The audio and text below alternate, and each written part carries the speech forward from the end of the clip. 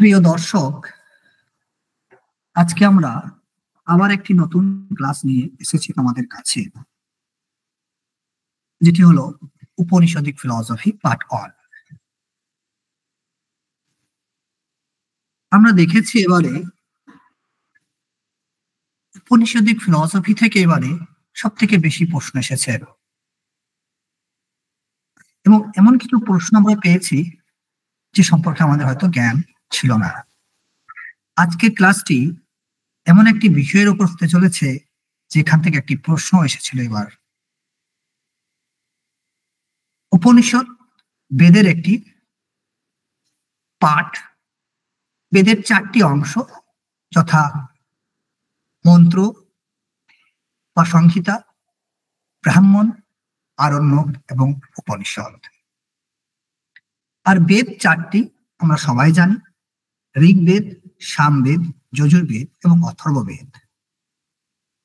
এর মধ্যে ঋগ, সাম এবং যজু এই 3টিকে আমরা ত্রয়ী বিদ্যা বলে থাকি।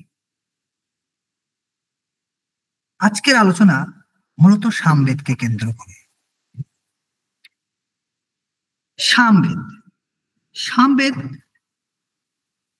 একটি বেদ যেটি মূলত গীত সমষ্টি।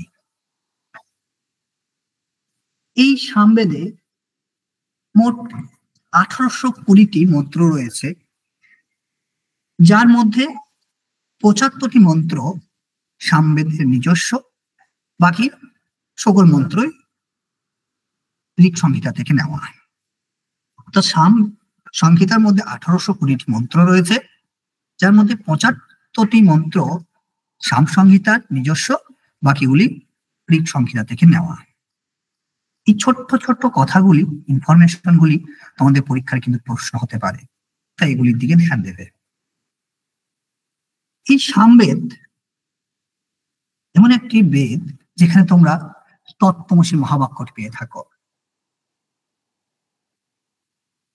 সামবেদে আমরা যদি দেখি ব্রাহ্মণ, তাহলে দেখব যে এই সামবেদের ব্রাহ্মণে আমরা আলোচনা করতে গিয়ে দেখতে পাবো তার যে শাখাগুলি রয়েছে সামবেদের: জৈমিনীয় শাখা, কৌথুমীয় শাখা, রাননীয় শাখা।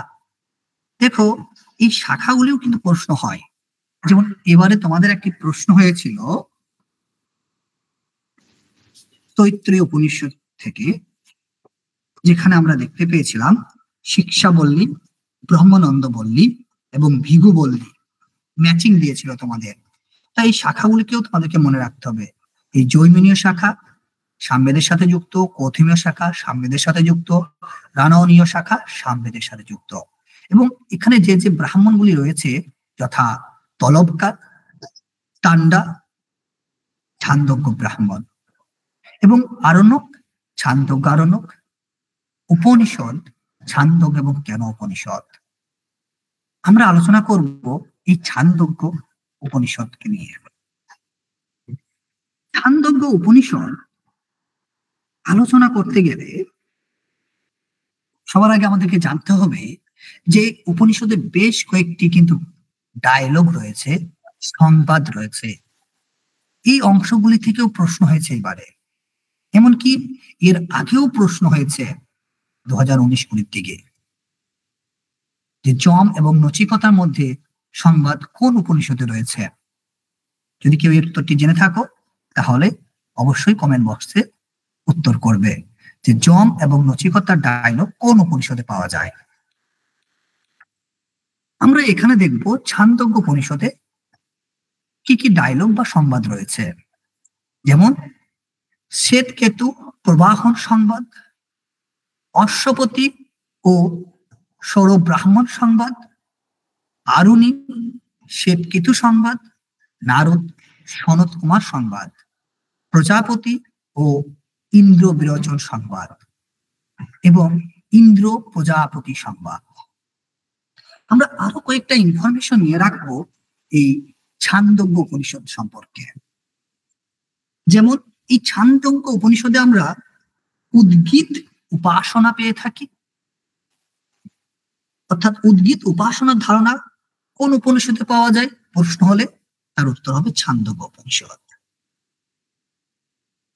ছান্দোগ্য উপনিষদে আমরা মধুবিদ্যার কনসেপ্ট পেয়ে থাকি, এটাও প্রশ্ন হতে পারে তোমাদের। ছান্দোগ্য উপনিষদে আমরা কুকুরের সামজ্ঞান পেয়ে থাকি, এটাও প্রশ্ন হতে পারে। এবং ছান্দোগ্য উপনিষদে পরলোক এবং ব্রহ্মলোকের ধারণা পাই। ছান্দোগ্য উপনিষদে আমরা উষস্থি এবং চক্রায়নের আখ্যায়িকা পেয়ে থাকি। ছান্দোগ্য উপনিষদে আমরা জানশ্রুতি এবং প্রত্যায়ন ও রৈক্যের আখ্যায়িকা পেয়ে থাকি। ছান্দোগ্য উপনিষদে সত্যকাম জাবালের আখ্যায়িকা পেয়ে থাকি। এতগুলি বিষয় কিন্তু ছান্দোগ্য উপনিষদে রয়েছে, যেগুলি কিন্তু আমাদের পরীক্ষায় প্রশ্ন হতে পারে। আমরা আজকের যে আলোচনা করব সেটা হচ্ছে অশ্বপতি ও সৌরভ ব্রাহ্মণ সংবাদ। তোমরা এই অংশটা পড়ে কমেন্ট বক্সে অবশ্যই উত্তর দেবে যেখান থেকে কোন প্রশ্নটি এসেছিল, এটা তোমাদের হোমওয়ার্ক। অশ্বপতি এবং সৌরভ ব্রাহ্মণ সংবাদ আলোচনা করতে গেলে আমাদের একটা গল্পের মাধ্যমে বুঝে নি সংবাদটি কেমন। একদা এক সময় প্রাচীন সাল পুলুষ পুত্র অর্থাৎ উপমন্যের পুত্র প্রাচীন সাল পুলুষ পুত্র সত্যযজ্ঞ, ভাল্লবী পুত্র ইন্দ্রদন্য এবং শর্ক রাষ্ট্রপুত্র জন এবং অশ্বত রাষ্ট্রপুত্র বুরিল আলোচনা করছেন দেবজ্ঞান সম্পর্কে। তখন তারা স্থির করলো যে আমাদেরকে জানতে হবে বৈষাণর আত্মা সম্পর্কে। তারা ভাবলো যে বৈষাণর আত্মা সম্পর্কে জ্ঞান রাখেন উদ্দালক, তাই তারা ঠিক করলো যে চলো উদ্দালকের কাছে যাই। যখন তারা উদ্দালকের কাছে গেল, উদ্দালক বলল যে এই সম্পর্কে জ্ঞান রয়েছে অশ্বপতির কাছে, তাই অশ্বপতির কাছে গিয়ে আমাদের এর জ্ঞান অর্জন করতে হবে। এবার তারা গেল এবং অশ্বপতিকে বলল যে আপনি বৈষাণর আত্মা বিষয়ে অবগত আছেন, আপনি বৈষাণর আত্মা সম্পর্কে জ্ঞান অর্জন করেছেন, আপনি আমাদেরকে এই আত্মা সম্পর্কে জ্ঞান দিন। তখন অশ্বপতি অপমন্যকে জিজ্ঞাসা করলো যে আচ্ছা, তুমি আত্মা বলে কাকে উপাসনা করো? অপমন্য বলল আমি দুর্লভকে আত্মা বলে উপাসনা করি। তখন অশ্বপতি বলল তুমি যে আত্মার উপাসনা করো সে আত্মা সর্বত শ্রেষ্ঠ তেজ সম্পন্ন বৈষাণর আত্মা। দুর্লভ হচ্ছে বৈষাণর আত্মা। কিরূপ বৈষাণর আত্মা? তেজ সম্পন্ন বৈষাণর আত্মা। এরপর তিনি জিজ্ঞাসা করছেন সত্যযজ্ঞ কৌলসিক কে, আচ্ছা তুমি আত্মা বলতে কি বোঝো? তখন সত্যযজ্ঞ কৌলসিক উত্তর দিল আমি আত্মা বলতে বুঝি আদিত্যকে। অশ্বপতি বললেন তুমি যে আত্মার উপাসনা করো সেই আত্মা হচ্ছে বিশ্বরূপ বৈষাণর আত্মা। তাহলে আদিত্য হচ্ছে বিশ্বরূপ বৈষাণর আত্মা। এগুলো ম্যাচিং এ প্রশ্ন হতে পারে কিন্তু। এরপর অশ্বপতি ইন্দ্রদন্য ভাল্লবীকে জিজ্ঞাসা করলো যে আচ্ছা তুমি আত্মা কাকে বলো, বা তোমার মতে আত্মা কি, বা কাকে আত্মা বলে উপাসনা করো?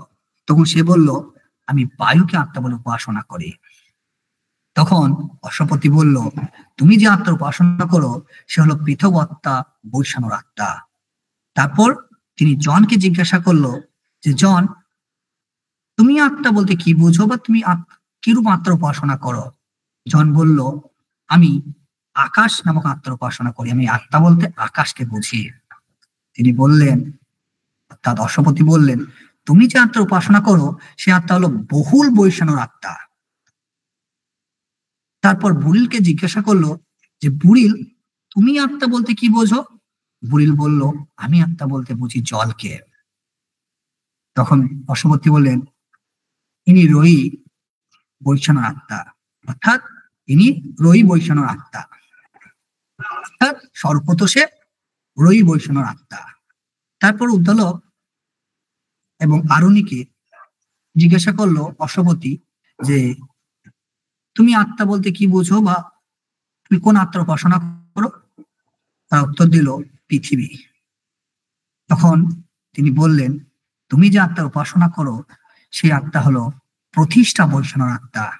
তাহলে আমরা বুঝতে পারলাম যে ছান্দোক্য উপনিষদে কোন কোন আত্মার কথা বলা হচ্ছে, এবং সেই আত্মাগুলি সর্বত কোন ধরনের আত্মা, এবং এই আত্মাগুলি কে কে স্বীকার করেছেন? অপমন্য, সত্যযোগ, পৌলসিক, ইন্দ্রতন্য, ভাল্লবেয়, জন, বুরিল এবং উত্তলক আরণ্যী। এখান থেকে তোমাদেরকে বের করতে হবে যে পরীক্ষায় কোন প্রশ্নটি এসেছিল। এর মধ্যেই আছে কিন্তু এই যে তোমাদের কাছে যে ছকটি রয়েছে, এই ছকের মধ্যেই তোমাদের প্রশ্নের উত্তর আছে। আশা করছি তোমাদের আজকের এই ক্লাসটি ভালো লেগেছে, এবং ভালো লাগে থাকলে অবশ্যই কমেন্ট, শেয়ার করবে এবং আমার চ্যানেলটিকে সাবস্ক্রাইব করবে। Thank you so much.